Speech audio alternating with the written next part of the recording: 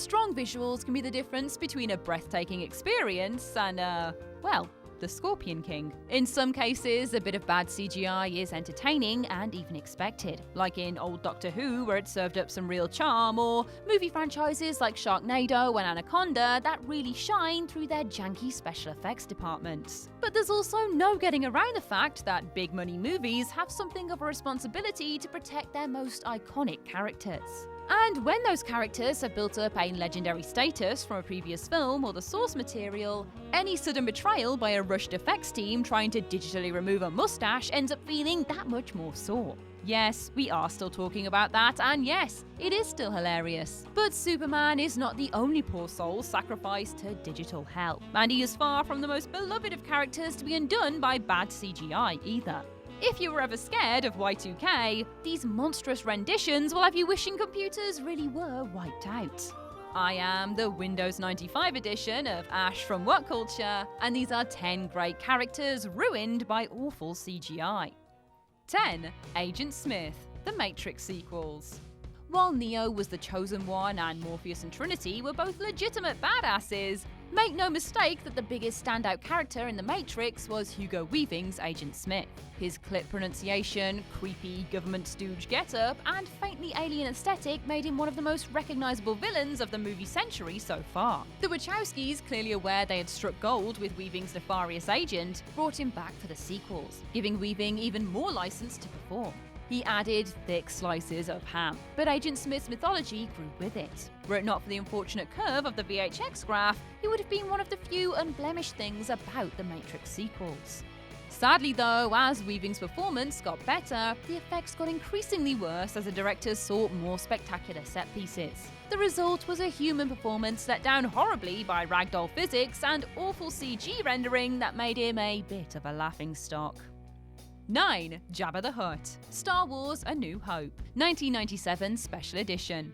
George Lucas has a lot to answer for when he finally gets to Star Wars heaven and stands before Saint Chewie. And truly, one of his worst crimes was believing, hand on heart, that there would be no difference between a puppet and a bad CG version of a character, as long as the character is fake anyway. That is genuinely the reductive way he excused himself for the absolute visual crime that resulted from his decision to return the famously cut Jabba the Hutt scene from A New Hope. Originally, Jabba was played by a stand-in actor, with the intention being to superimpose stop motion over the top. But budget constraints and concerns over how it looked led to Lucas dropping it. Jabba would then debut in Return of the Jedi and look perfectly acceptable in puppet form. Sadly, in 1997, Lucas went back on his first decision and decided to reinstate Jabba with a CG character drawn over Declan Mulholland. The result was absolutely diabolical, and a betrayal of Jabba as he ought to look. The fact that he managed to look considerably worse than the cartoon version of the Clone Wars says a lot. 8. Scooby-Doo. Scooby-Dooby-Doo, why are you more like? Arguably the world's most famous animated dog, screw you Snoopy, Scoob has been the star of Hanna-Barbera's flagship mystery cartoon series for decades now. He's the face of a powerful brand, not just as the occasionally useful mascot of Murder Inc. in universe, but also for the studio. So it was no great surprise when they rolled out a cinematic plan for him too. Unfortunately, back in the early 2000s, studios who had years earlier watched Jurassic Park and Starship Troopers seemingly forgot about the still impressive effects work they had managed and instead cobbled their live-action Scooby together with whatever old rope they could find. Naturally, the result was awful, because nobody seemed able to decide whether he should be photorealistic or cartoonish. We instead got a nightmarish cringe fest on 4 legs that sticks out of environments painfully, and that most of the human cast failed to even bother acknowledging for lots of scenes. Scoob did not deserve this, and neither did we. 7. Grawp, Harry Potter and the Order of the Phoenix. For such a lavishly designed, incredibly expensive franchise, the Harry Potter series really struggled with effects work at times. The troll scene was a mess, there were some bad ragdoll moments, and the centaurs were so awful they had to be mostly hidden in darkness. Worst of the lot, though, was Grawp. Poor Grawp went through a lot in the Harry Potter books. He was rejected for being too small and bullied, and then had to live in the Forbidden Forest in shackles when Hagrid rescued him.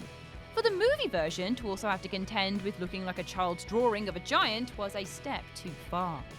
So bad was the little guy's look that he was then dropped out the films completely, which meant we didn't get to see him leading an army of hippogriffs and thestrals against the giants that once bullied him. 6. Ang Lee's Hulk. Perhaps you think it's unfair to criticize a movie from way back in 2003 for limited CGI work. But the reality is that Ang Lee's Hulk came out a full decade after Jurassic Park, and still manages to look like it came out a full 20 years before it. There's some suggestion that the character rendering pushed the limits of the effects industry at the time, but it's demonstrably not true. Yes, some of the facial capture is admirably achieved, though it looks absolutely nothing like Eric Bana because it's not his face, but the rest of him looks like an animation dropped into a live-action background, like Scooby-Doo or Roger Rabbit. It's too hard to think of this Hulk as an exaggeration of Banner's humanity, which is the entire point of Ang Lee's more reflective plot. It causes a disjoint to the story that it is never able to get over. 5. Clue. Tron Legacy. Let's be totally clear from the outset. The old Flynn in Tron Legacy, the one with Jeff Bridges' wise old face, silver-streaked hair and beard, is great. There's nothing wrong with him. The problem comes with the older character Bridges played, namely the monstrous, uncanny valley creation who goes by the name of Clue 2. Flynn's AI counterpart built to perfect the Tron system and who inevitably went rogue against Flynn. The original Clue was great because Bridges was able to play him as he was, albeit with his iconic light suit on. But the belated sequel's problem came with the very real ravages of time on Bridges that made some de-aging work necessary for him to play Clue 2. Unfortunately, de-aging work wasn't ready yet, as all we get is a younger version of Bridges who is smooth to a fault and whose ridiculous look undermined any of his supposed menace. 4. Electro, The Amazing Spider-Man 2. The Amazing Spider-Man gets a lot of heat for being a bit of a mess, which is fair enough when we've had such Spidey delights as the Sam Raimi movies, Homecoming, and Spider-Verse in recent years. Alas, if you thought Paul Giamatti in a giant rhino suit was the worst of the film's effects, you would be close. But the real standout is Jamie Foxx's Electro. He doesn't look entirely terrible in design terms at least, but his origin sequence that shows him picking up his powers thanks to a big old tank of angry mutant eels is both ridiculous and horribly achieved with some laughable CGI. You can't really hold the eels looking dumb against him, but he obviously caught that disease from them when they savaged him as well, because after his transformation, the effects work on him is right up there with how bad Venom was in Spider-Man 3. The comic book character deserved way better than this. 3. DAIN Ironfoot, The Hobbit. Looking back at Smaug's scenes in The Hobbit, you could be forgiven for believing that Peter Jackson was right to go with a more CG-heavy approach for his second Middle-earth trilogy. But you would be wrong, because Smaug doesn't live in a vacuum and there's way too much about the rest of the trilogy that lets the overall picture down. Undoubtedly, the worst comes in the Battle of the Five Armies, which ended up being the worst possible testament to how rushed Jackson was throughout the film's productions. The shoot was a mess, but even worse, the post-production took one of the most legendary dwarf warriors in DAIN Ironfoot and made him a fully CG character to distract from Billy Connolly's delightful voice performance. He's supposed to be a fearsome, legendary figure capable of inspiring blood-chilling fear. But the cartoonish CG version, he looks infinitely better when they leave Connolly's real face in there, is just cringeworthy. That this monstrosity came out in 2014 as a follow-up to Lord of the Rings' masterwork should be a source of endless embarrassment. 2. Bruce Banner, Avengers Infinity War. You might think that the needless erectile dysfunction jokes are the worst thing that happens to Bruce Banner in Avengers Infinity War, but there is worse. And that is arguably when Bruce takes it upon himself to stick 2 middle fingers up at his malfunctioning his malfunctioning Hulk, and borrows the Hulkbuster armor to join the fight against the Black Order. Unfortunately, along with the rendering of Proxima Midnight and Corvus Glaive, Banner's time in the huge armor is ruined by bad effects work. It's fine when the armor is intact, because it looks like a badass Stark Industries creation, and Marvel had a decade up to that point to perfect how to make them look. But then Bruce pops his little head out the top of the armor and everything goes wrong. Partly because Hulk was supposed to be in there until quite late in the day, the effects work put into Banner was uncharacteristically sloppy. You have to wonder why they didn't just leave his helmet on. 1. Voldemort, Harry Potter and the Philosopher's Stone. Perhaps it was too much to expect a face growing on the back of another man's head to look in any way not ridiculous. But also, perhaps not. Whether it was too much to ask, pretty much anything would have been better than the half-cooked, sorry excuse for a face crudely attached to the back of Ian Hart's head, fashioned out of what looks like Play-Doh.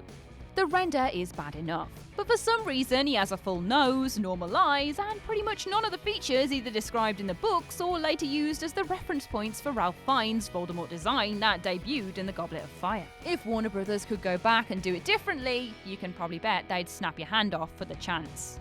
Or at least, a nose. And that's our list. What other characters were let down by computers? Share your thoughts in the comment section below. I've been Ash, and this has been What Culture. Don't forget to like, share, subscribe, and come back again soon for some more lovely film content.